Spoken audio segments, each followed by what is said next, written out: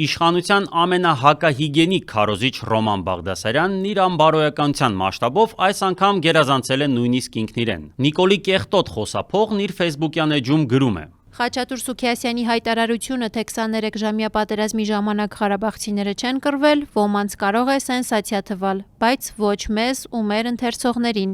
Այո, շուրջ 200 արցախցի զոհվել է, եւ մենք խոնարհվում ենք այդ արժանապատիվ մարդկանց առաջ։ Սակայն իրականությունն այն է, որ Ղարաբաղում ոչ թե 200 տղամարդ էր ապրում, այլ շատ ավելի շատ։ Այս տխմար մտքի արտաբերումից հետո բարոյազուրկ բլոգերը անում է հետևյալ հաշվարկը. Եթե վերցնենք 105 000 բնակչությանն ու հանենք թոշակառուներին, երեխաներին ու ծերերին, ապա 2023 թվականի սեպտեմբերին Ղարաբաղում կար մոտ 35 000 տղամարդ, ովքեր կարող էին պաշտպանել իրենց գյուղերն ու քաղաքները։ Ստացվում է, որ 35 000 տղամարդկանցից միայն 0.7%-ն է զոհվել միօրյա պատերազմի ընթացքում, եւս 0.3%-ը վիրավորվել են։ Այս տվյալներից հետևություն ենք անում, որ Ղարաբաղի տղամարդկանց 99%-ը ոչ զոհվել է, ոչ վիրավորվել եւ կտրականապես հրաժարվել է կռվել իր գյուղերի ու խաչքարերի համար։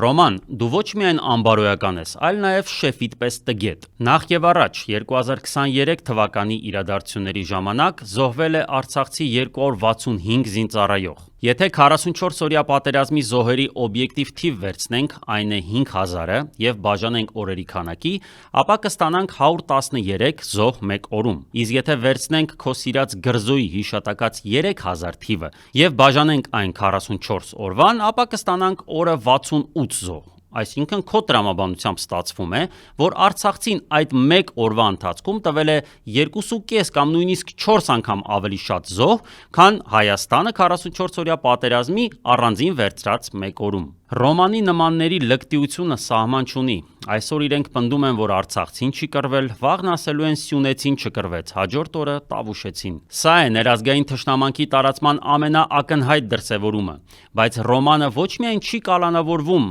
Արմեն Գրիգորյանի, Նարեկ Մալյանի, իմ կամ Նարեկ Սամսոնյանի պես, այլ շարունակում է վայրահաչել եւ դրա համար ստանում է միլիոնավոր դրամներ։ Նիկոլի հեռացումից հետո, Ռոման, դուք բոլորդ կանգնելու եք համապատասխան պատի տակ ու վստահ եղեք, ներում չի լինելու։